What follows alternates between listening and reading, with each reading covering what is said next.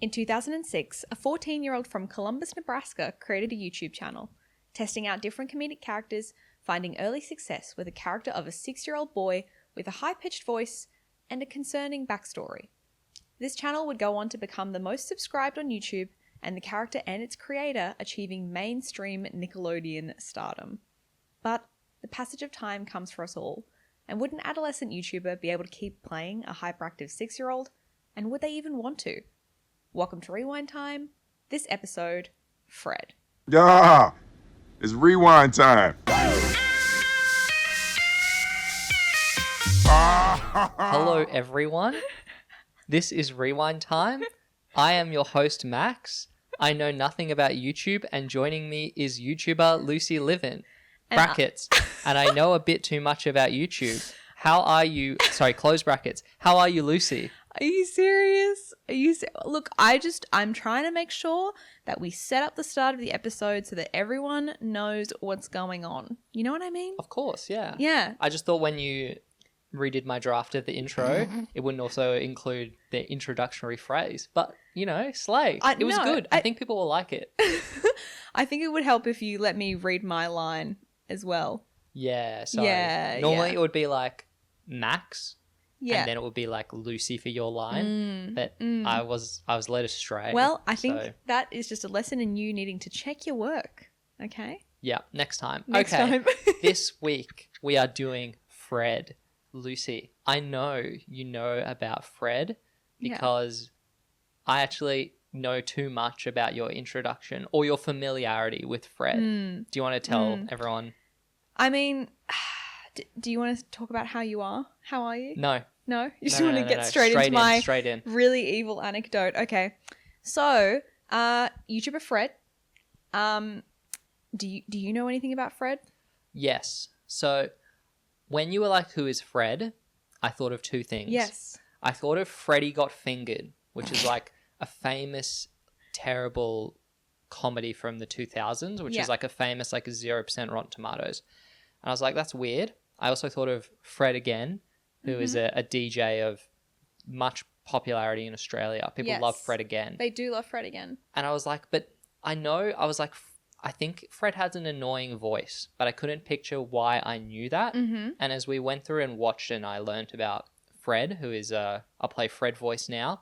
Hey, it's Fred! And it's really nice out, so I think I'm gonna go swimming later. That's Fred.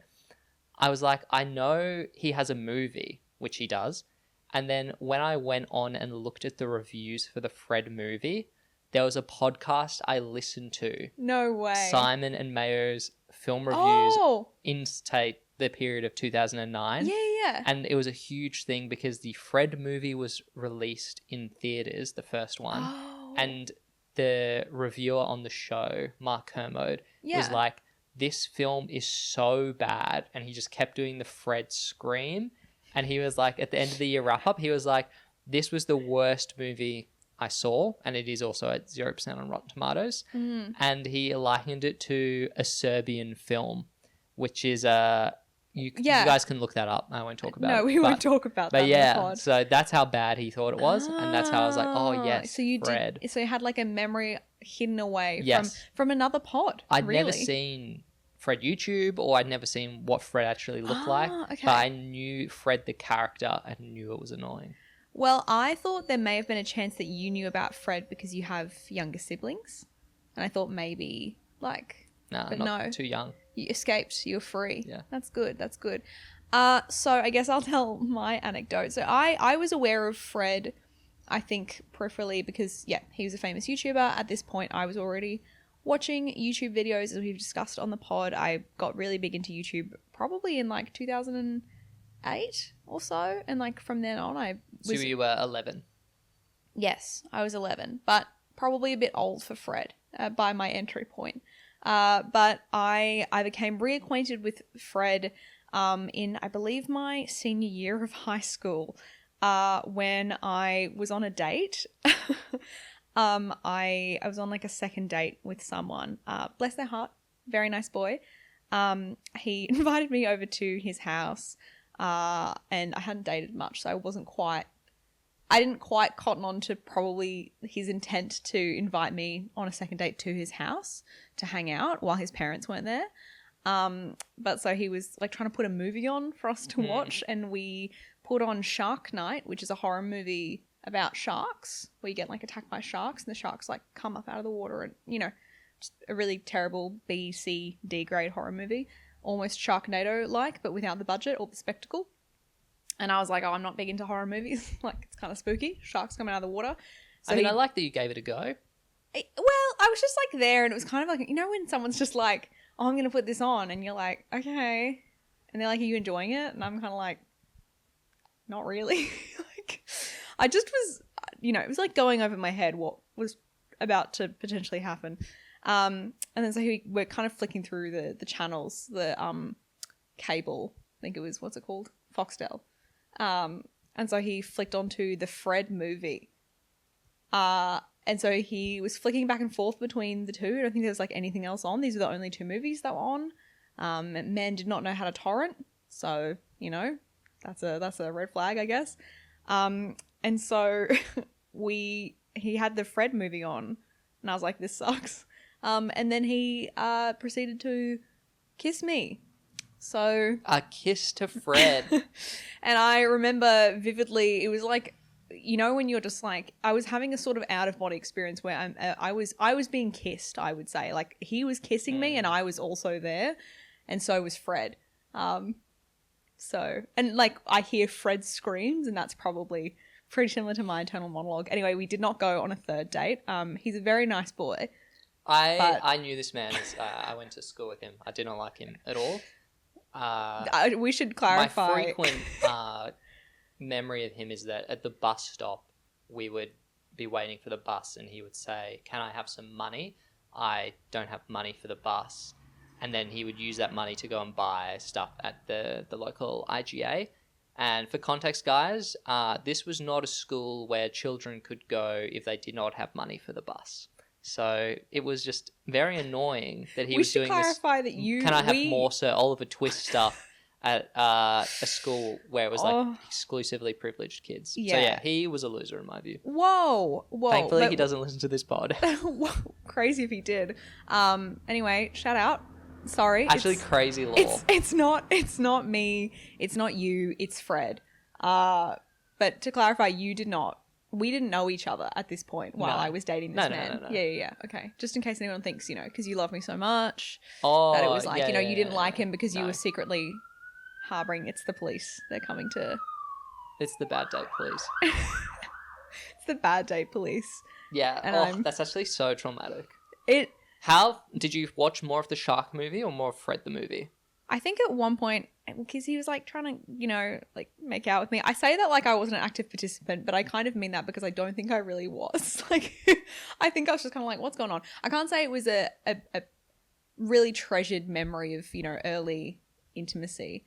But yeah, I don't remember how we got out of it. I think his neighbor rocked up, and his neighbor was like, had a Tumblr famous blog that I was aware of, and he didn't know, but I was like, your neighbor is this extremely famous... For anyone who listens, who was on like Tumblr, his neighbor was Australian Santa, which was this like niche but like very popular Australian Tumblr user. And then he was just in the kitchen eating cereal. Anyway. Wow, this is a crazy story. It was a really weird... Yeah.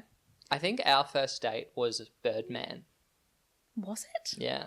Really? Because it came out in January 2015. Did we see a movie for our first date? No, it wasn't I don't think that was our first date. I think it was the first movie date we watched as a couple. Yeah. I will say with this guy, my first date with him. So the second date was Fred. The first date was Man of Steel. Ooh. Yeah.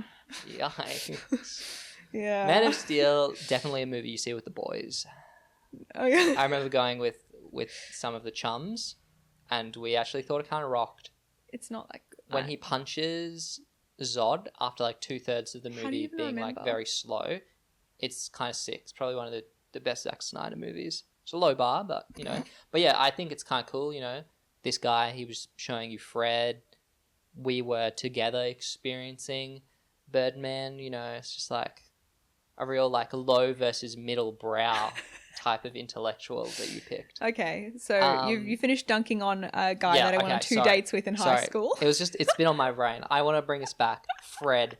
The character of Fred, per your intro, he is played by our teenager Lucas, who we both broadly are pretty positive on. We both like Lucas. How do you pronounce his last name? I want to create Cruikshank. Yeah. Yeah, like the cat. Yeah, like the cat in the media property. And he plays a 6-year-old, and the main thing I would say is he, through like a chipmunk effect, puts on a very high-pitched voice. Yeah. That does not really sound like a real 6-year-old. No. It's more an exaggerated effect. Yeah, it's a character. Yeah. It's a heightened character. And he has this catchphase, "Hey, it's Fred." Hey, it's Fred! Yeah. So I'll play "Hey, it's Fred" now. You don't need to. I just did it perfectly. I'm sure you did. Hey, it's Fred! But basically, he starts uploading these videos in 2006. Mm-hmm. Originally, he's on a channel with his cousins. Mm-hmm. They do not become more or less, No, they don't become smosh. It's much like a Ryan Higa situation where there's a group of them, but quickly the star pulls away. And so he does move, eventually he moves everything to the main Fred channel and starts uploading from there. And the first official Fred video, Fred on May Day. And honestly, there's not much in terms of the Fred video concept that differs from video to video. Do you agree? So we should hit the main plot points. Yeah, I think that's important. And I remember, so we're going through this playlist that I've curated of Fred content, and I kind of knew that I was like, you're not gonna have an amazing time with this one. Like the tolerance level for Fred, and even for myself, it's pretty low, because this content, and you know what? And that's not to be like it's bad content. It's just that it's aimed towards like children. I would say it's like a very it's like lowbrow. It forms part of, I would say, the worst type of child entertainment, which is funny voice. Yeah, or like screaming. There's a lot of screaming, a lot of like the high pitched screaming. Yeah, it's real like nails on chalkboard stuff, I feel, if you're an adult. But magically, some children enjoy this type of stuff. Would you rather like an iPad baby or like a Fred baby? I generally I think I prefer the brain rot iPad stuff, because it doesn't the Fred scream. It's really grating. Causes you like physical pain. Yeah. I could not imagine watching the Fred movie in cinemas. That would be like or so on a date. Traumatic. Yeah. With someone trying to put their tongue. Anyway, Fred, he lives with his single mother, who is a recovering drug addict. The lore is crazy. Yeah, and Fred's dad abandoned the family. He's always 6 years old in the YouTube series. Later they will age him up, but for the purposes of YouTube, he stays 6 and he goes to kindergarten. And the videos, it's like a series of sort of like children's TV normally. Yeah, they're like short vlog sketches. They're about like 3 minutes long. They're not like vlogs though. He's not talking to camera in the later ones. He'll be like going to the grocery store. Yes. So there is like there's sort of a shift from like a vlog format to more of like a TV style format where we're observing, whereas in the early ones he's talking to the camera, being like, "Hey, it's Fred, my mum's not here and I can't find my medication." It's literally stuff like Fred goes to the park. Yeah. Fred gets babysat. Normal children's television like plot premises, but obviously quite different because Fred is a different character. I think unlike other episodes, we're not going to go really in depth into like any particular. Well, I like the babysitting one because Fred does drop the R word, which is way edgier than anything in the other videos, which are pretty normal besides the screaming. Well, to be fair, we really struggled to sit through any of them in full. Like we kind of just skimmed. We would like watch a few. We watched a few fully. Yeah, we did. Yeah. We did. But I think if you sat down and watched all of them, I think there's edgy stuff inside all of them. Probably not as edgy as like dropping a slur. It's kind of a bit of a hard one, but a lot of the... He insinuates the stuff with like his mum being absent. And being an alcoholic or like having substance abuse issues, having a dad who is missing. implying stuff about like himself or like things that have happened to him, which are pretty dark. I don't think, and we saw from the meet and greets he did with fans and the age of those fans, I don't know if they're picking up that stuff. Well, you know what? And I'm surprised. I mean, I guess I'm not surprised that you didn't like put these two things together, because I guess the premise of the podcast is I know too much about other random YouTubers, and you know, you probably luckily haven't probably had to come in contact with them as much. But you know what it reminds me of so much is Miranda Sings. It's so similar. I know who Miranda Sings is, as you are a fan. And well, she okay, later hang on. And that is very funny to me. Hang on. Just to clarify, okay, I was not like a Miranda Sings stan. I was merely subscribed to her channel. She was very popular. Do you at own the time merch? In high school. No, my brother had a mug. Oh, my brother had a mug. It was your brother's mug. It was my brother's mug. Yeah, my little brother had a mug. Yeah, okay. Sorry to my brother. I'm just outing him on the pod. But he had a mug. He was a fan, but he also was younger than me. He was like quite a bit younger, so he was the target audience for Miranda Sings. And I would say I thought some, and I still kind of am like, there are a few videos that I'm like, they're good quality, humorous videos. But what I'm drawing sorry, I should just quickly say, I disavow Miranda Sings, Colleen Ballinger. Do not the bony little back. Absolutely not. Just to make that abundantly clear. But the kind of aspect of it's a character who has like a bit of like a darkness kind of mixed in there, but which like if you're an older viewer or you're an adult like we are, you're immediately going, okay, cool, this is like the inferences they're making here. Miranda Sings is similar in that it's a character where she's implying things about her weird uncle who likes to babysit her and he takes her for rides on the daddy saddle and like weird stuff like that. Like it's things that as an adult, you're like, this is a dark, like an adult joke or an inappropriate joke. Yep. But children don't really like put two and two together. They just know that it's like naughty. It's naughty. And that's what's comedic That's to kind them. of uniquely YouTube though. Yeah. Because like mainstream, you know, content production industries, you know, they have to abide by the classification guidelines of their respective country. So everything is very cleanly, this is a G-rated program. This is a PG-rated program. This is an M-rated program. Yeah. And, you know, every country, you know, like America has their equivalent ratings to that. Whereas, like, the stuff on YouTube, and I think this is where a lot of, like, moral panic, like Elsa Babygate stuff comes up. Because you can be watching something that appears like a G-rated product, and then the person's talking about insinuating they were molested, which would bring that up to...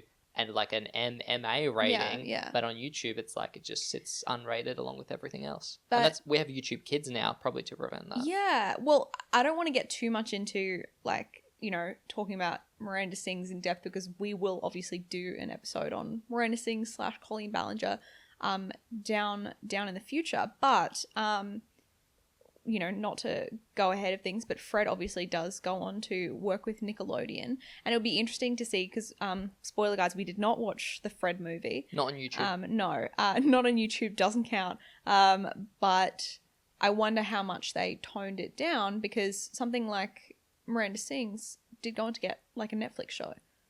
And did you not know that? No? What's I it? swear Is it her in character? Mm-hmm. Did you watch it? No.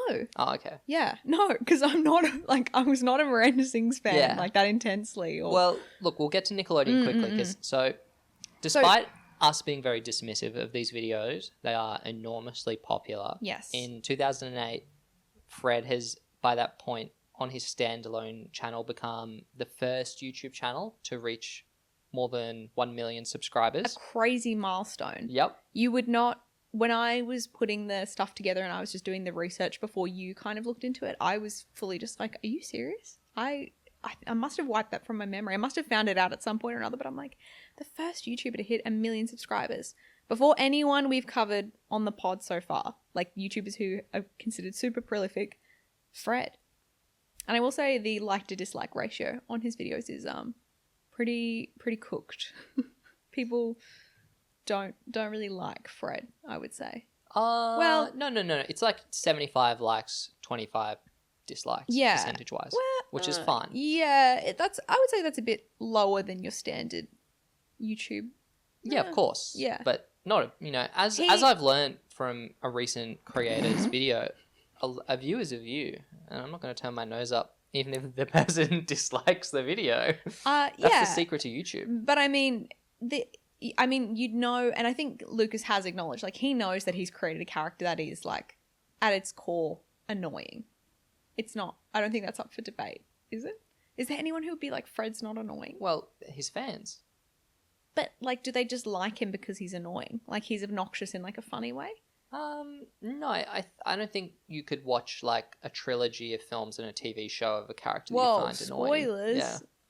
So... Or at least you could, but in a sense, that's not... I don't think children's media... I don't think children would be able... They need to have, like, alignment with the perspective character of the show. Otherwise, they'll just be like, well, I don't like this person and I won't watch it. But kids love things that are wacky, you know? He's just, like, a wacky guy... And he's just doing funny things. You can empathize with him. He has a crush on a girl named Judy, you know? And he stalks her. He stalks her. Yeah. And he has an enemy, which is Kevin. And I believe there's like an inference that Kevin and Judy are an item. I think that's the takeaway I got from skimming through Fred content at a rapid pace. Look, Fred, he gets a sponsor for a device called the Zipit wireless messenger. Ooh. The Z2. Wow. Which is from what I can tell, we saw it in one of the videos. Yeah, I think it's originally it didn't support SMS. You could only do AOL, Yahoo Messenger, and MSN. I was gonna ask, is it like one of those like phones for children? But no. No, it's like it was.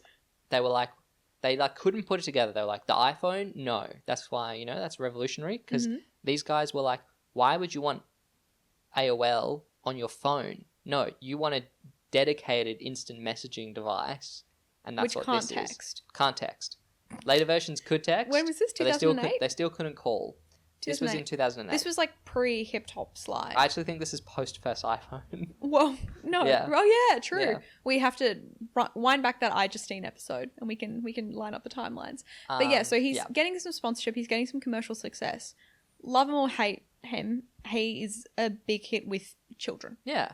I mean, the decision to use him to promote the film City of Ember, which you have seen, which is I have seen this YA movie. I think I read the book. Right? Yeah. And they basically just have Fred do a remix of the trailer and post it on his main channel. That was funny.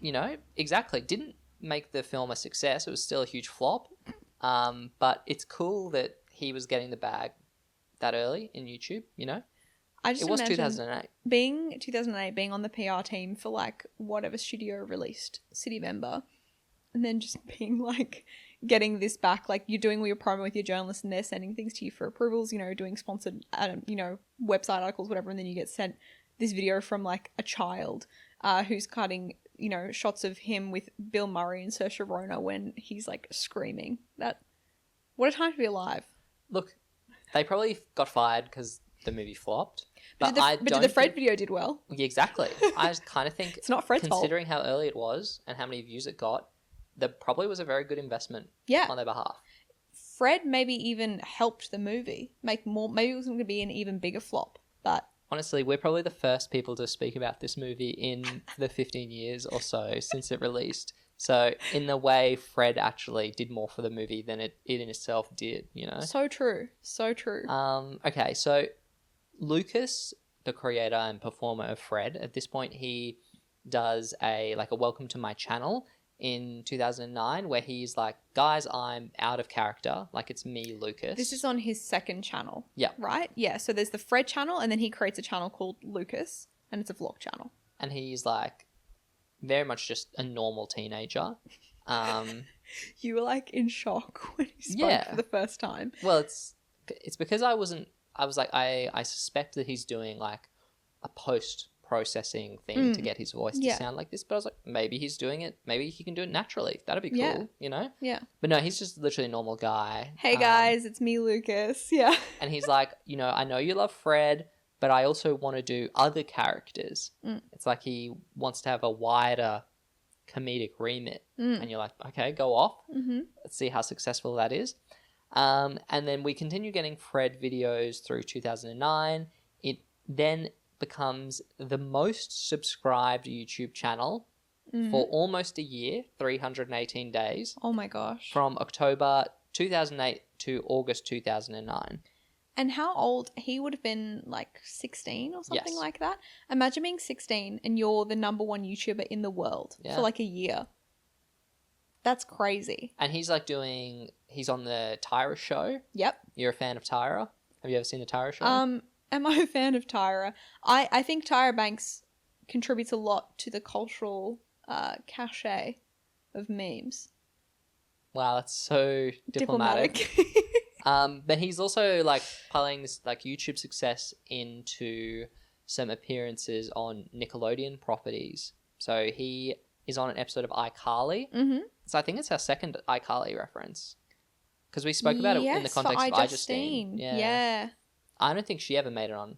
Oh, maybe she did. Maybe she did. Let's Look, talk about that another he time. got a whole episode. Yes. Yeah, it was a whole episode, like a crossover episode between Fred and iCarly. Yeah.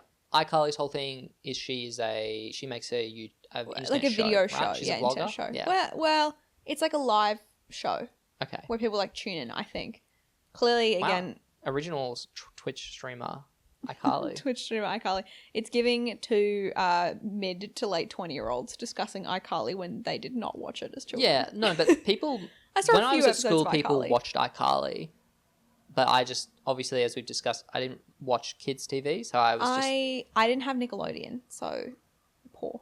Yeah. No, I didn't have Nickelodeon, so I would only see it if, like, an episode was on, like, a plane. Yeah. Or I went to someone's house, but I wasn't really watching I Nickelodeon. just recall one classmate who was just really like, Miranda Cosgrove is so hot. But I'll find out who that is later. He also appears in a Hannah Montana episode at the end of 2009. So Nickelodeon and Disney are vying for his love and attention. No, Hannah Montana is Nickelodeon. No, it's Disney. Is it? Mm-hmm. Are you sure? I'm 100% certain. Okay. Because when I was a kid and I was like 8 or 9, we did not have Nickelodeon, but we had Disney. Interesting. And Disney is definitely Hannah Montana. Because then they have the crossover between Hannah Montana and Sweet Life of Zack and Cody, which is like the Sweet Life of Hannah Montana. And then I think, definitely. That's so... Well, okay, so... I can provide more context on Disney shows. We're not having this, and he gets signed to a production deal with Nickelodeon. Mm-hmm. I tried to look into like the trades reporting of this, but it seemed like no one really cared about the ins and outs of the children's TV world. So I can't tell you like he was paid like $1 million a year or whatever. But it's quite interesting that they signed at this point like the most popular children's content creator on YouTube. Yeah.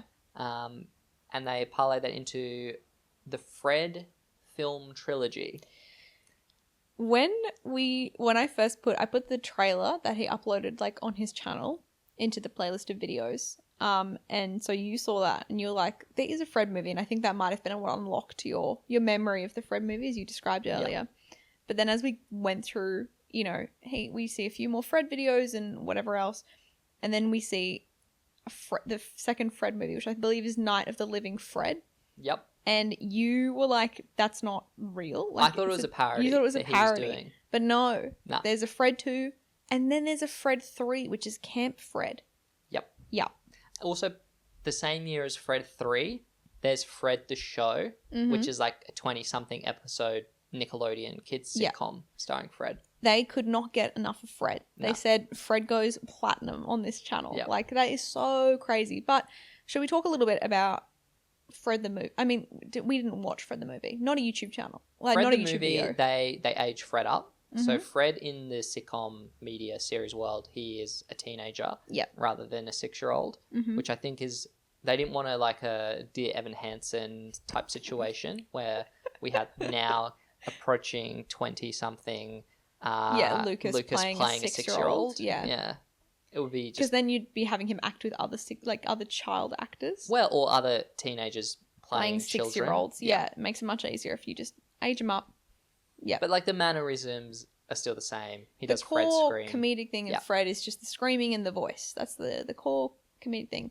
Hard to say, again, because technically it's not a YouTube video. We did not watch the Fred movie. Maybe down the line, you know, we can do an episode on the Fred movie if we're really stuck for content ideas. But hard to say if it had the same dark undertones about like the child abuse and whatever else. But Fred canonically doesn't know about his dad. He is a no dad person, which, you know, very relatable for me. But he does envision his dad as John Cena, played by John Cena. Yes. And I don't know if he was entirely joking, but I believe this may have been John Cena's like acting debut. Like this is his foray into. No, I don't think that's I mean, the I suppose case. he's acting when he does wrestling. Spoiler alert, guys. It's not real. But maybe. Did Fred launch John Cena's serious dramatic career? I mean, look, okay, let me quickly check. I did want to talk about the quick vlog we saw of Lucas doing a signing at Hot Topic. Oh, yeah. Because there's a Fred t-shirt using the Fred channel logo, which is Fred but with an R backwards. You know? And then like a weird little face. Yeah. Yeah. And there were so many people, they were like children, screaming. sorry, at this signing in a mall in a Hot Topic, mm-hmm. all wearing the Fred merch. Mm-hmm. And I was like, oh, okay, this is like on another level to like what you maybe thought when a YouTuber sells merch on their beautifulbastard.com store, and it just you're selling it to like your very dedicated it's a revenue niche stream. audience. Yeah. But having like your clothes in Hot Topic, like for international audience, that's like not a fast fashion. It's like casual JJ's. fashion. No one knows what JJ's Okay, is. that's an Australian thing. A casual fashion store in North America. It's like a pop culture. Well, okay, it used to be like for goth stuff, I believe, and like scene stuff. So I could be so wrong. So anyone who's like a Hot Topic historian, please inform us. But what I think used to be mostly like alternative culture stuff has sort of progressed into being like a pop culture store. Like they'd have like Invader Zim t-shirts, you know what I mean? A lot of, it's like, I would say it's not dissimilar to like the pop culture, like apparel side of EB Games for us. Do they sell Funko Pops at Hot Topic? Surely. Definitely. 100%, right? Yeah. Okay, Fred the movie was not John Cena's acting debut. Okay. It was The Marine, which was, what I expected. But it is crazy he took this role. Probably sort of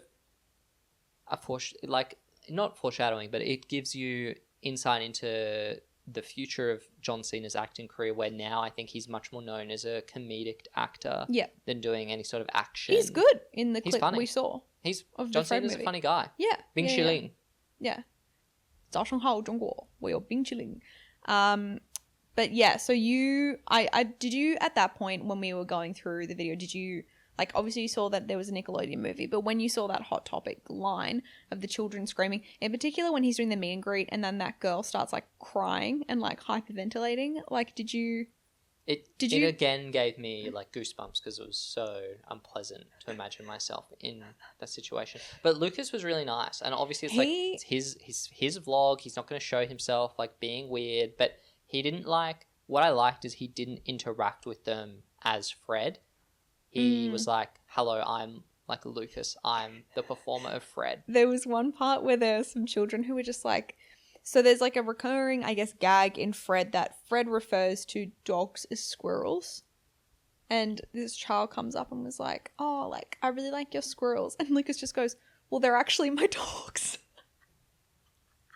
I don't know why. It really tickled me. And the kid is like 5 or 6. And this is like an adolescent boy. He's probably like 15, 16, 17. He's just like, well, actually, they're not squirrels. Those are my 2 dogs. So yeah, that's how I got them to be in the video. And I'm like, there was something about it. It was like a very wholesome, because these kids are all like trying to interact with him, like you said, like in character. And he's just like, thanks for watching my videos. I really appreciate it. Bye. I don't know, but he does. I don't know. He has a lot of decorum. We will actually, spoiler alert, we will watch other videos of other YouTubers where they do similar merch signings and meet and greets, and I would say they don't act with the same level of maturity and decorum that Lucas I also don't get does. the sense that Lucas was charging for this, given it was in a store. Probably not. No. And it was children, but Anyway. who knows? Something noticeable just in this period, he did what appears to be a sponsored video sponsored by YouTube, where he discussed his favorite YouTube videos. It clearly was like, from what I can tell, it's a campaign that YouTube was doing at this point. Obviously, YouTube Partner Program is in full swing. YouTube does have, I'm sure you know this, but for our audience, once you are a YouTuber with a certain amount of subscribers, or potentially even a certain amount of notoriety, you will get a contact at YouTube who is like your go-to person at YouTube. So if something goes wrong with your channel, or if you're having difficulties, even like in terms of strategy stuff, knowing if algorithm changes and like how to adapt to them, your YouTuber contact will like have calls with you on like a, however often as you want basis, probably like a quarterly basis or whatever. So he definitely would have had some contacts at YouTube, being their previously number one most subscribed to YouTube. Did you know you knew that, right? Or you assumed? Yeah. So clearly, YouTube were just like asking their top creators to make a YouTube video about what their favorite videos are. Anyway, his favorite YouTube videos, Dolls by Smosh. Did we watch that one? Honestly, I can't remember. There are a lot of Smosh videos. But at least I was like, I know of Smosh. Yeah. His other one was Charlie the Unicorn, which I know what Charlie the Unicorn is. Yes. Upcoming episode, I imagine. Yes, absolutely. He then says that his favorite Fred video is Fred Stalks Judy. Mm-hmm. Sure. Okay. Didn't seem better or worse than the others. Mm-hmm. And then he also talks about a few things. I wrote notes. I don't know what they mean. The life and death of a pumpkin. Yep. No. I don't know that one. Midi Poo. Nope. Don't know that one. All right. Well, lost to time. Well. But interesting. He likes Smosh. We like Smosh. Common ground with us and Fred. I was gonna say, do you think because obviously in terms of timelines, it's hard to say exactly where they overlap. Do you think there was probably a time where early Smosh were like looking at Lucas, who's like I think a bit younger than them, right? And was being like, what the hell, like. Because, I mean, obviously they go on to become the most subscribed channel, but so they would have been, like, swapping between... I feel like their audience just skews quite a bit older. Yeah, there's not much overlap. Yeah, true. So I don't think they're too worried. No, I just think it's funny imagining, like, at the time, you're, Smosh, you're the second biggest YouTuber, and your opposition is, like, a high-pitched, like, screaming child. And it's like, how do we compete, But ultimately, as we know from our Smosh episode, they do overtake, and I think hold the spot for quite a long time as well. We have a new character from Lucas that he debuts in one of his channel updates, and I was like, okay, new character. You were like, cool. You kind of sat up in your seat a bit. Well, I was quite, I wasn't really enjoying Fred, so I was like, maybe this new character will make this channel more watchable. Anyway, the new character, he doesn't debut it in the video, but he's like, it's coming. And he also says, guys, I've seen your concerns. I am not killing Fred. Yeah. Like, this character will live alongside Fred. And then we get the new character in this video, the following video, sorry. And the character's name is Claudio. Yeah. And it is Lucas in an Anna Wintour black bob. He's wearing a bob, yeah. And he has like a drawn-on pencil moustache. And he basically kidnaps Fred and locks him in a dog cage. Where I think then Fred goes on to stay in that dog cage, like, in the live timeline of his YouTube channel for, like, a year? It's unclear because we then have a period of time from now, and I think the locking Fred in the cage kind of is like sort of the end of an era. Yeah, the channel becomes a lot more freeform in terms of content. Yeah. So we start a show called Figgle Chat, which is it's like a talk show format hosted by Lucas, and he is in character as Fred, but not quite like 6-year-old Fred. Yeah, it's probably more like the TV show, like an older Fred, like a 13-year-old Fred, but still with the voice. And we have like crew members who are also like part of the show, but it's not it's not a talk show in that it's like unscripted. It's like a scripted comedy show. Eric Andre show is Yeah, what we it's like compared it it's to. like Yeah. he watched the Eric Andre show and was like, I could do this with Fred. So yeah, it's a scripted show. And he invites on various different celebrity guests. The first guest is Obama. Barack Obama. What? Barack Obama. But it is not Barack Obama. Sorry, I think I got confused by Obama. And then... Oh, Obama. Yeah. No, it's you're like, oh, and he's like fully like, wow, I can't believe we got Obama, and you're like, oh yeah, I suppose like, you know, at this point presidents are starting to do the okay, I YouTuber. didn't believe it was actually Obama. Well, I just some was like, YouTubers do. okay. Spoiler alert: meet Obama, and I they know do get Obama videos. went on Yeah. the Zach Galifianakis show. Yeah. Like at this point, where are we now? In like 2010. So firmly in the era of people being like, actually, maybe going on the YouTuber, like, you know, PR circuit could be worth my time if I'm looking to target young voters. But no, it's just an Obama impersonator.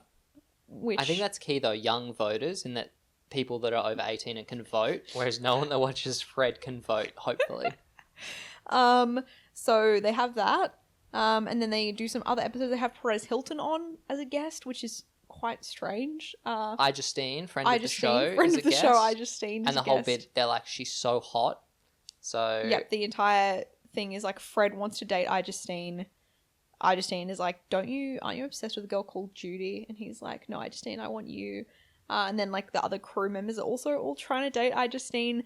I mean, obviously Justine, once again, consummate media professional, plays the bit perfectly.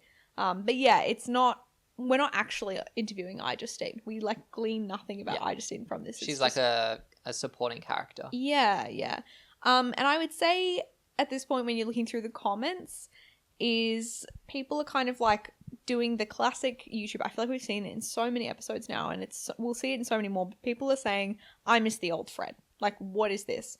There were already kind of like sprinkles of that when he was, you know, uploading trailers and promo for the movies. Like, they were like, we just want the old Fred where he like, I don't know, says slurs and like... It's not even that. I think they just want him screaming. They just want him like screaming and being like unhinged and stuff. Yeah.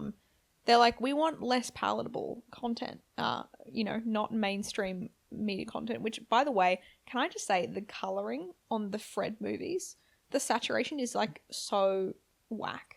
I'm sorry. There was like the third Fred movie, he like uploaded a video and it's like a musical sequence, which kind of cool, I guess. But it's like so yellow.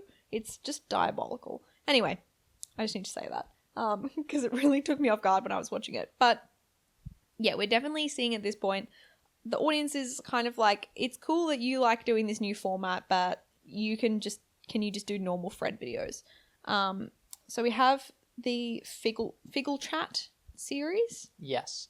We also have, at this point, Lucas is still working for Nickelodeon. On the Fred the Show. Yes, and Fred, the third film. Mm-hmm. So we also get It's Fred, which is an animated short show that goes on YouTube and on Nickelodeon. Yeah. Where it's basically the world's like most hideous looking art style, disgusting animation. Whoa! That has Fred's voice, Lucas playing Fred, yeah. And the same cast as in the movie, basically. Mm-mm-mm. So it's like basically a spin-off. Another Fred, an animated media spin-off. property. Yeah, crazy. There's now 5 Fred things on Nickelodeon. 3 movies, 1 live action show, and an animated show.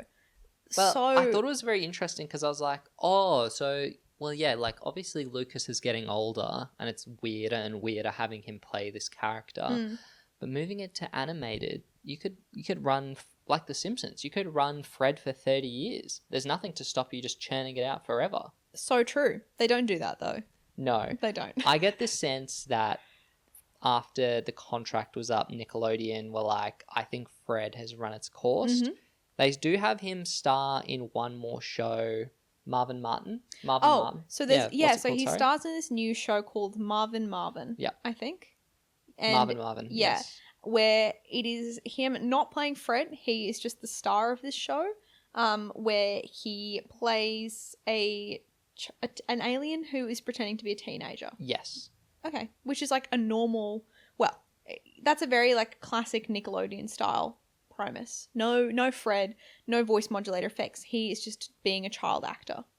And was that... I mean, I hadn't heard of this, so I don't think it quite reached iCarly levels of success. So from what I can gather, and he tweeted about it at the time, he said, "I've been a Nickelodeon boy for years, and today it came to an end. So excited for new beginnings. Love you all. Kiss, kiss, kiss." You like contract to the network, kind of like how they used to do it in Hollywood, where you would be like, I have a exclusivity deal with Warner Brothers or MGM or whatever. And so you just make Warner Brothers movies for years until your contract's up. And his contract was up, and they didn't renew it, which is kind of normal because he was older, and so then they didn't renew the show. So I imagine if it was more popular, they would have renewed him. But yeah, it was probably a case where they had a year left on his contract and were like, well, we got to use him for something. So let's put him in Marvin. Exactly. Yeah. So Fred is free of Nickelodeon. Mm-hmm. And he does a Q&A on his Lucas channel that I want to talk about. Yes. And the video title is "Are You Gay?" Mm-hmm. And he has a woman in the bed with him. Her name is Jenny. We didn't really go in depth into this because there is, and similar to Philip DeFranco, there is a channel who's uploaded like all of their old vlogs, which I think have now been privated or unlisted. Hard to tell if it was the same channel or if it was a different channel. It was a little confusing, but basically he had like a collaboration YouTube channel with a girl named Jenny, who I believe also was in maybe not Nickelodeon shows, but she was also like a children's TV actor, so I assume they crossed paths at one point. Maybe she was in the Fred movie, maybe she was on the show, something like that. Maybe they just met at a party, unsure. But they become friends. It's basically like a friends collab, like vlog video channel. Her name is Jennifer Veal, and she is quite famous in the UK, like sufficiently that she has a Wikipedia page, and a whole like life series thing. But basically they do vlogs for a time. And so this is like from the period where they're together. So it's like a combined, it's a Q&A. Have you watched? Oh yeah, we've watched some Q&As, but yeah. But yeah, naturally this serves as a sort of coming out video for Lucas, who is gay, per the title of the video. And I think both of us, you probably knew this, but I was there being like, well, yeah, like, come on. I mean, you never, like, I don't like to be like, oh yeah, it's like really obvious, because like you never know, like obviously. No. But Lucas is fruity. And certainly at this point gets fruitier because he's now out publicly. But even as a teen, he has, he is quite like sassy. Even in his portrayal of Claudio, I would say Claudio as a character is quite like, he does. It's hard to describe. I feel like as a straight woman, it's not my place. But he comes out, and I think it's actually, it's a really wholesome video actually, because and we haven't really, I don't think we've covered any YouTubers so far who've done like kind of coming out announcements that, you know, oftentimes make waves within their fandom or within, you know, YouTube. But this coming out is very like casual, and he basically says, well, actually all my friends and family have known for like the last 3 years. Like I have, and he's like, I'm fully out in my personal life, but I didn't think no one bar Nickelodeon knew. Yeah, JoJo I'm sure Siwa they type did of know vibe behind the scenes. Yeah, you're probably right. Yeah, the timing is very interesting. I didn't even think of that. Yeah, that's probably definitely it. But he basically just, but to be fair, he like ultimately with the Fred channel, he's not playing himself, he's playing a character. Yeah. So, and his audience is children, and so, you know, whether he wants to disclose his sexuality is sort of like not, 100%. it's kind of much of a muchness. But I think it's nice. This video is very cute, and he's just like, yeah, I'm gay. I think his companion Jenny does make some funny jokes where it's like, well, of course you're gay, or something like along those lines, which is quite funny. She can make those jokes if she likes. But it's quite wholesome. And we will go on to see his relationship documented, which we'll get into briefly, I suppose. Yeah, before that, so 2014, we're now 8 years of Fred content into the experiment. And Lucas does a video. He's like, I'm bringing Fred back. Yeah. And everyone's like, yes. Oh, I've missed old Fred. Yeah. Here we go. Let's go. Yeah. Fred's been stuck in the dog crate. Yes. Yeah. Well, he doesn't say that in this video. He's just literally like, I'm doing new Fred videos. There hadn't been Fred videos in between though, so it had been like a while. It had been a while between drinks. You know what I mean? Like he'd made a couple of Fred videos here and there, but mostly the Fred channel doesn't have any like new classic Fred videos. It might be like promo for the show or like announcements and things, but there's no just fresh Fred content. Yep. So everyone's very excited. Okay.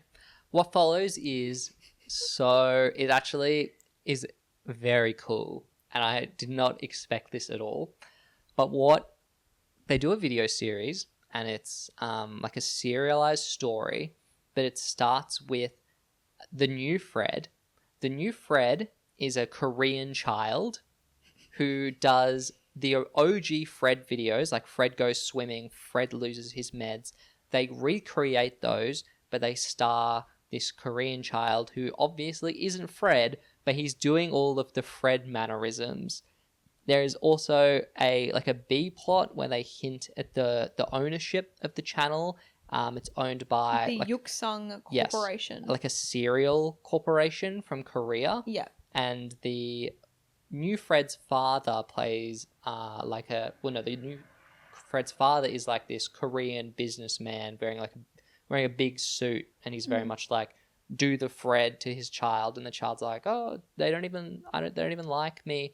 Anyway, this goes on for a few episodes, and like the response in the comments is largely people being like, what is this? We as adults are like, this is actually like really quite funny. Yes, 100%. This is so funny. It's very clever. But obviously to the audience of children, they're not seeing like the irony. They're even like addressing like elements of the fact that people just want the old friend back, and people, the guy's kind of like, why do they even want that? Yeah. Like, yeah, it's very self-aware, and obviously masterminded by Lucas. Yeah. It's a really funny bit, which culminates in Lucas out of character going to Korea, and that's the next video in the series. So you have all these new Fred. Okay, so he going to Korea, quote unquote, because he clearly is just in Koreatown in LA. He might not even be in Koreatown. Honestly, he's just in a Asian styled place in LA. He's like at the front of like an Asian supermarket and restaurant, and speaks to an Asian man on the street, maybe an actor, maybe a guy, and he's literally like, where is Fred? Yeah. Anyway, the finale of this new series is Lucas goes to Yuksung, the company. Yuksung Corporation, yes, yeah. and he goes to rescue Fred from the dog crate, and Claudio is there, and Claudio is like, I imprisoned Fred because I'm the original owner of the Fred YouTube channel. It's a long-running bit in Fred lore. It's like a lore that comes back to like the first or second episode of where Fred took the YouTube channel from someone else. Yeah, youtube.com/Fred, which fair enough. Kind of a juicy URL to have. But Lucas stands up to, the evil corporation. He saves Fred. Claudio is like, oh yeah, no, I forgive you. And the three of them are all outside. And then Lucas is like, Fred, it's been great, but I don't want to do Fred videos anymore. And he just fades away. Like a force ghost. Yeah, like a force ghost. And Claudio also just fades away. And then Fred literally like walks off into the sunset. And that's it. Fred that's over. The end of Fred. No more Fred. It's so funny. Like, it's actually like so good. I can't hate. I'm kind of like, notes. He could have just done this as a, one like 45-minute video, like one movie. No. But, it's a very interesting way to retire your YouTube presence, basically. You know what? Shout out to Lucas, because he kind of approaches this with so much, like, I don't know, like, he isn't being, like, rude to his fans. Like, no. He, in previous videos, has acknowledged, like, I know you guys want the old content back, but you need to understand, like, I don't, I want to do different characters, or he's just like, I want to try new stuff, and like, I hope you can understand the old content is still there for you. You can go back and watch it anytime. And I'm like, it's actually like a very, it's like a very mature way to interact with your audience. And I guess not to, because as we've seen with some YouTubers, like, they take a break and then they come back and they're like, actually, all that content I made during that year, I was miserable and I just made it because that's what you guys wanted. And it does feel like there is a bit of that, like, tension Yeah. between the I creator mean, he and could the have done that audience. for way He more could have done years. that. He could have kept making Fred videos, but he basically was just like, I don't really want to do it anymore. I'm kind of over it. But he never is like, I hate Fred. This is so dumb. Like, you guys suck for liking this content. Yep. He basically is just like, I'm done making Fred videos. Like, and they're always still going to be there for you. And I want to do something new. And he just forges ahead with that. And I'm kind of like, shout out, like, classy ending. You know what I mean?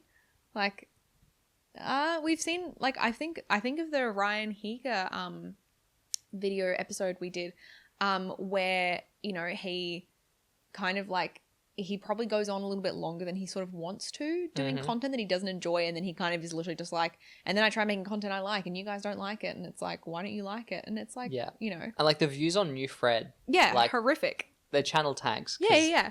People want old Fred. And it's hard to say. He might privately feel a type of way about that and not, you know, address it in the content. But the fact that he just kind of is like, yeah. Well, I don't think he ever intended new Fred to actually be new Fred. No. But I mean, take something like the talk show, the Fred Figgle chat or whatever.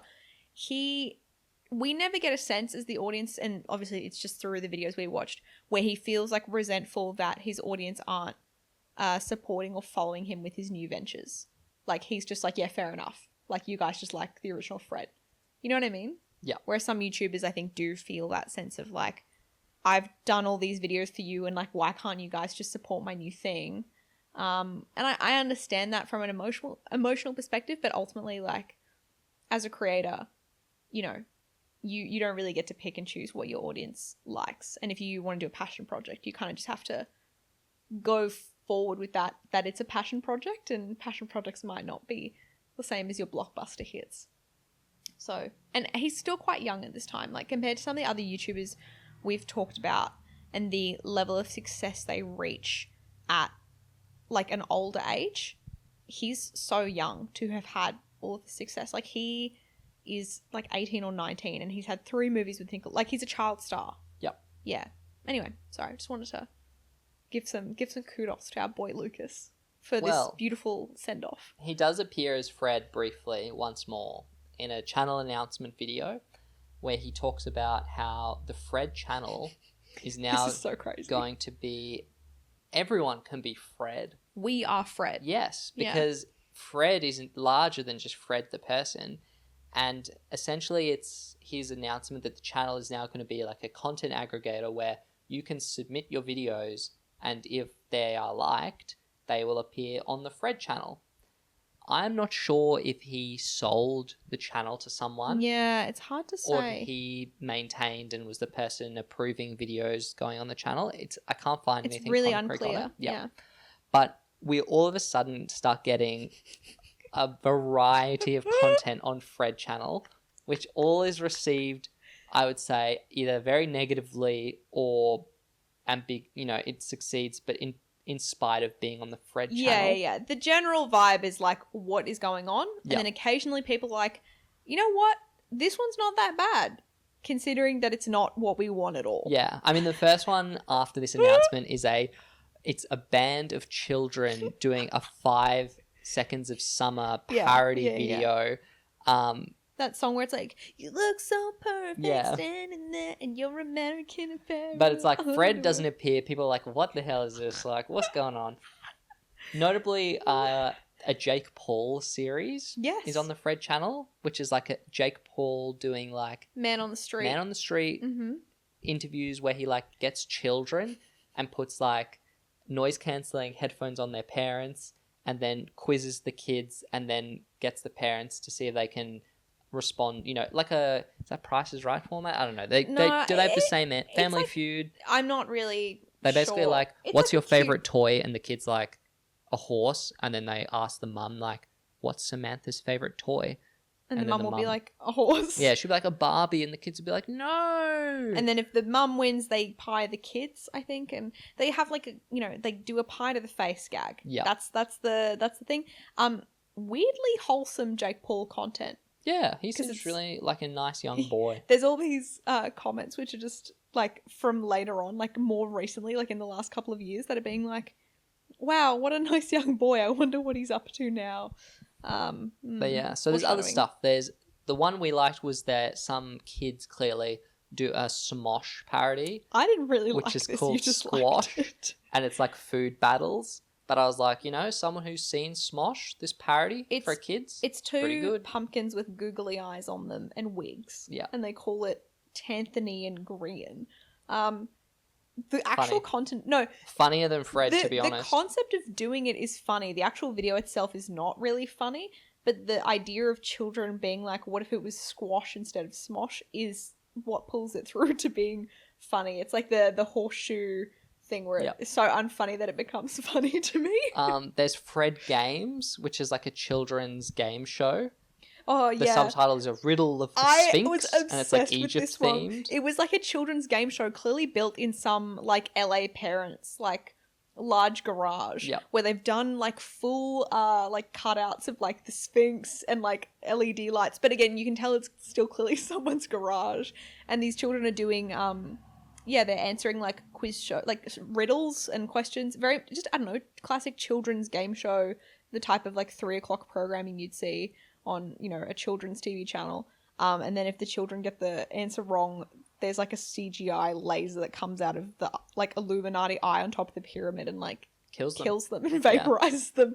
And that was also really funny to me. Would I actually sit and watch any of this content genuinely? No, but are the irony vibes high where I'm like, this is insane that this exists? Again, all on this really popular YouTube channel, which has now been turned into like a content farm for children.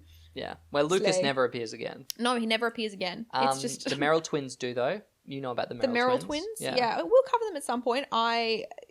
Spoiler for the episode, I was not a subscriber. I was probably a bit too old for the content they were making at the time. But the Merrill twins have a full like music video, and I need to stress the quality of these videos varies quite intensely. Like we kind of go between, kids who clearly are in their own early stage Fred era where they're just mucking around making a video and maybe their parents are helping them and they submit it to the Fred channel or whatever.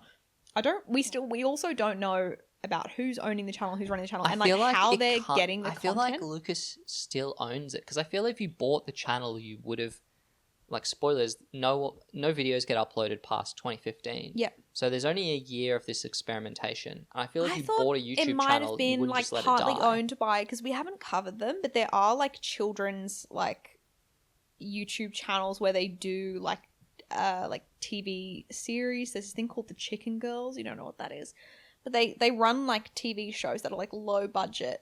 But things like that. So I thought if this was owned by a company, that company would have folded the channel in or just renamed it or sold it to someone else, because there's a million or so subscribers sitting there. It's hard to I'd be so interested to find out. We should just DM Lucas. We should just DM him. Yeah. Maybe I'll just add him in the comments being like, care to comment. It'd be crazy if we could interview Lucas. If you do end up watching this, we would love to interview you because you have a very, very interesting career. But yeah, like I was saying, 2015, the Fred channel has not been deactivated or anything, but there's just been nothing posted to it since then. So 10 years now of silence. The Fred character, however, very briefly in 2020, and you don't know this, but Lucas created a TikTok account called Hey It's Fred, and he did a few TikToks as Fred. That is crazy. They were all kind of funny, like they were meta stuff, like it wasn't like sincere new Fred content. But he did get a lot of engagement and got like 1 million followers.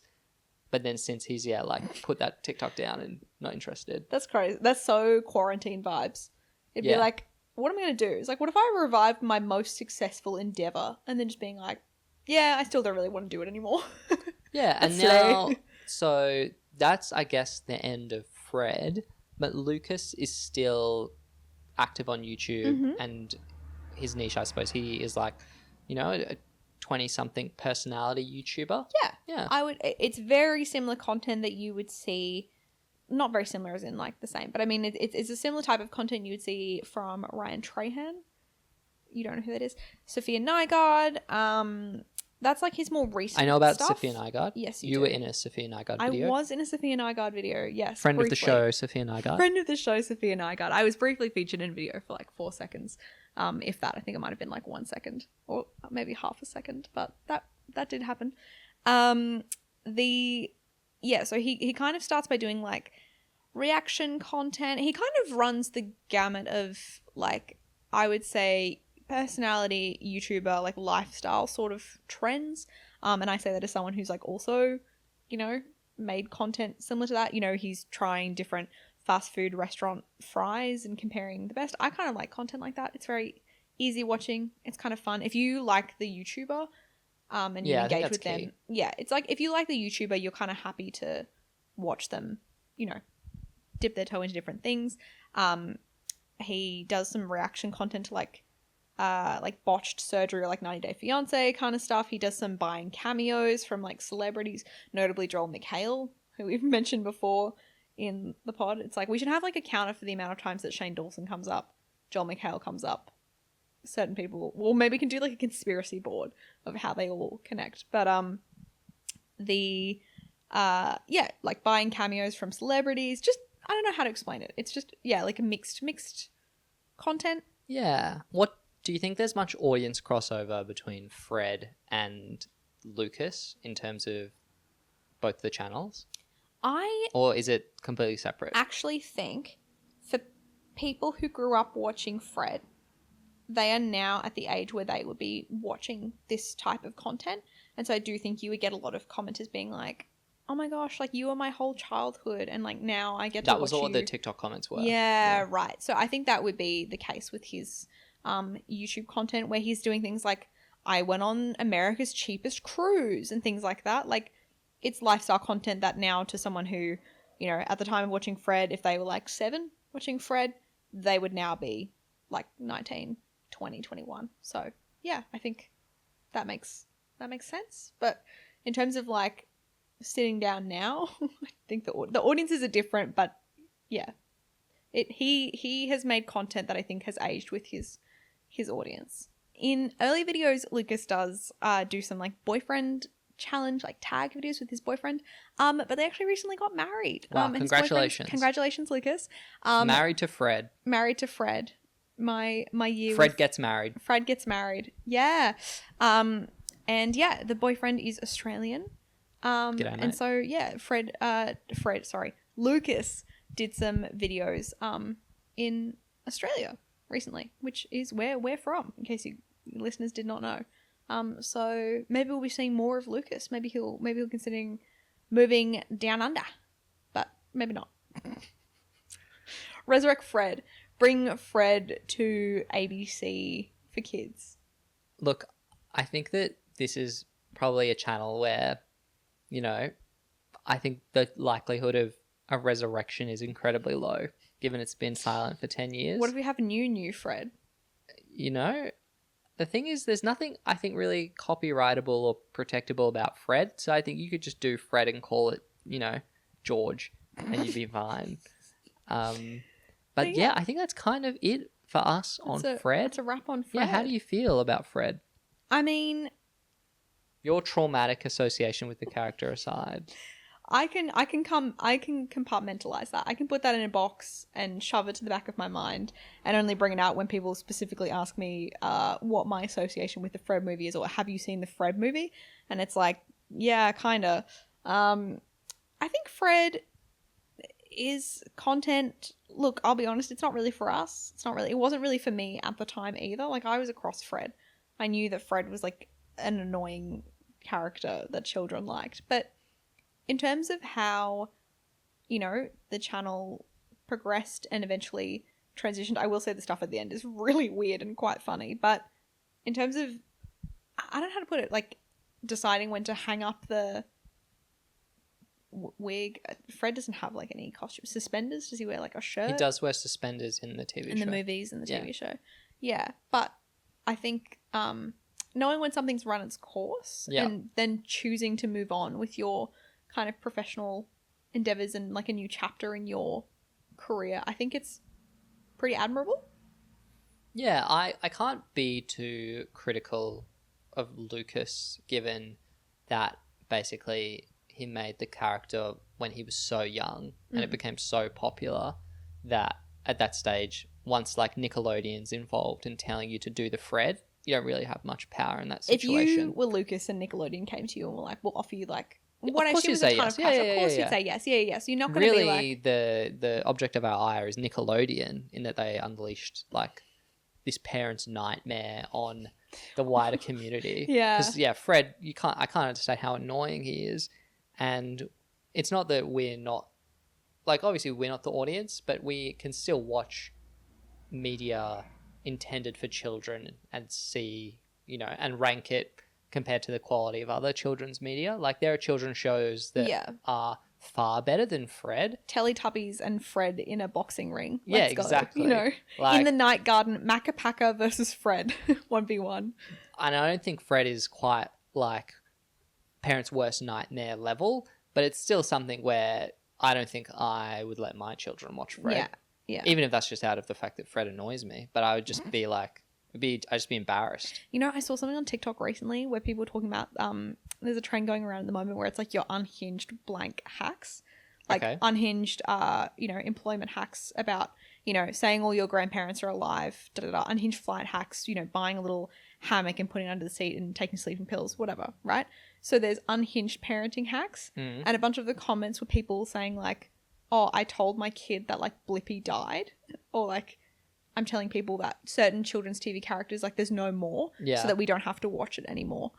So, like, would we hypothetically tell our children that Fred is dead? If they got into Fred and they were like, they found it somehow, they, went to some other kid's house and they started watching Fred, they came back. No, they're like, I would just say... No Fred in this household. Yeah. Ultimately, I wouldn't allow my kid to have unstructured internet time at an age that I would hope Fred would be of interest to them. Fred on DVD. Naturally, if the kid's 14 and now they're watching Fred, there's probably large issues at play. I guess the movie and the TV show do actually increase the risk of them uncovering Fred content, but I don't know of many people now. I don't think there's a long shelf life for Fred. Touch wood. Right. Do you have? It's not become a children's classic. Probably not. Yeah. No, I think it's a product of its time. Yeah, it's no Camp Rock. Yeah. Do you have a favorite Fred video?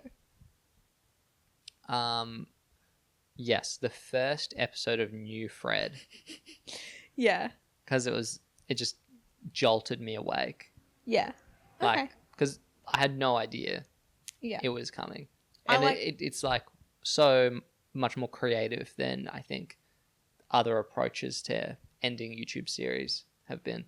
Like it's like when Ryan Higa did his like introspective final video, but it's like, we applied that to the existing channel formula and ran it for like 6 episodes. So I think it was quite cool. Yeah. I like the ending episode where they all fade away like Force ghosts. It's so funny. That, or the one with like the random children in the Egyptian, like the game show, the Riddle of the Sphinx, because it's so... There's something about, I think, again, it's like my broken sense of humor, where I'm like, I just think it's the layers of it existing. The fact that it exists is like the funniest setup for the whole premise, and then the kids getting evaporated by like really poor CGI. We should submit this podcast, this episode to the channel and ask to be featured. Maybe. Yeah, I'll do that. Okay, you'll do that. Yeah, okay, I'll do that. All right. We'll see if anyone responds. Legacy of Fred. Look, props to being the most subscribed channel at a time, first to hit 1 million, always be in YouTube history because of that.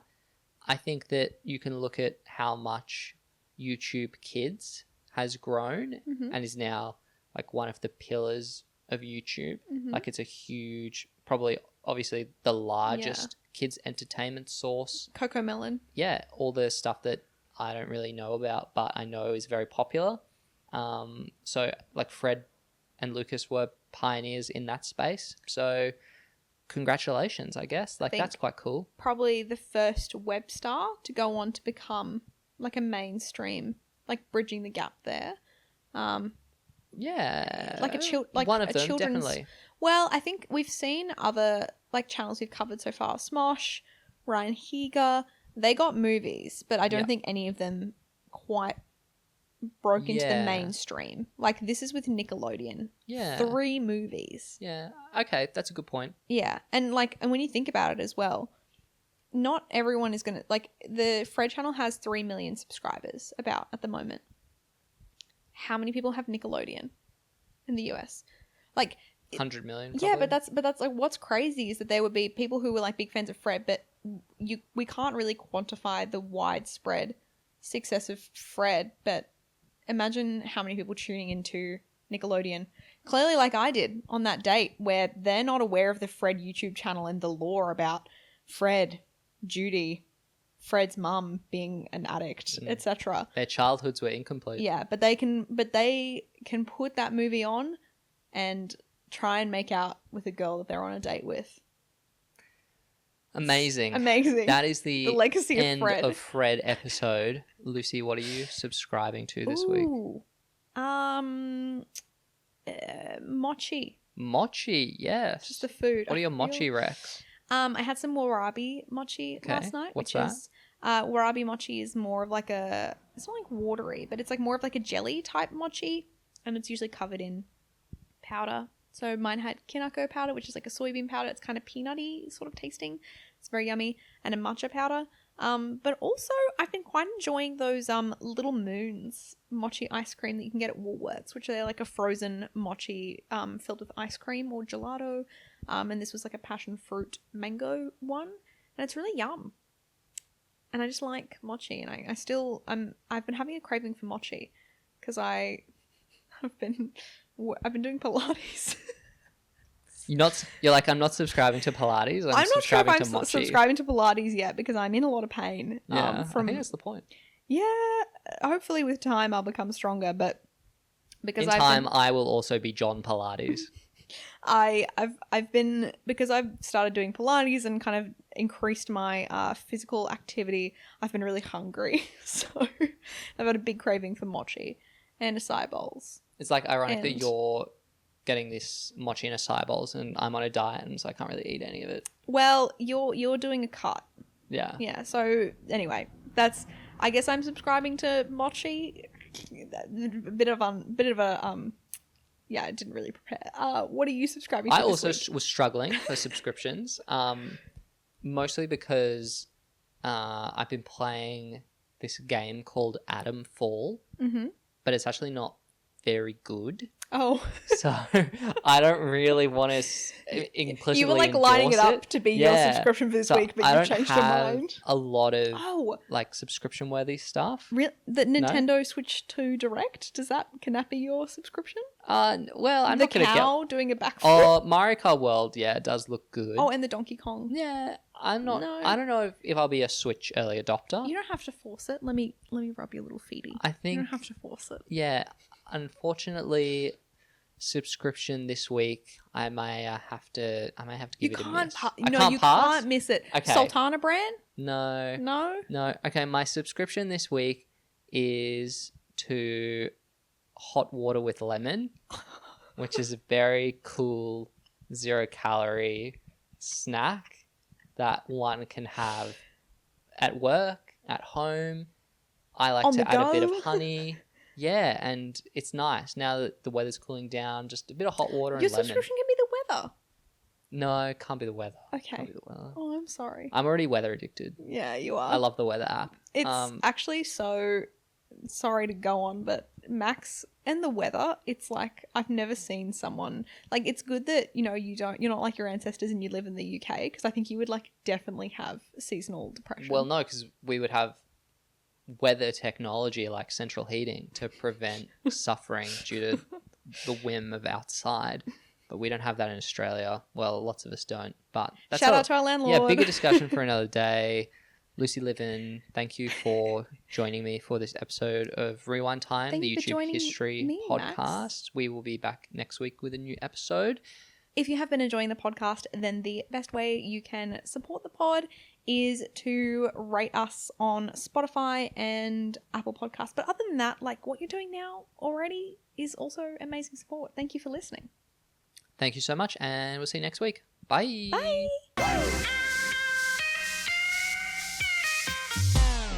Ah, that's hot. That's hot.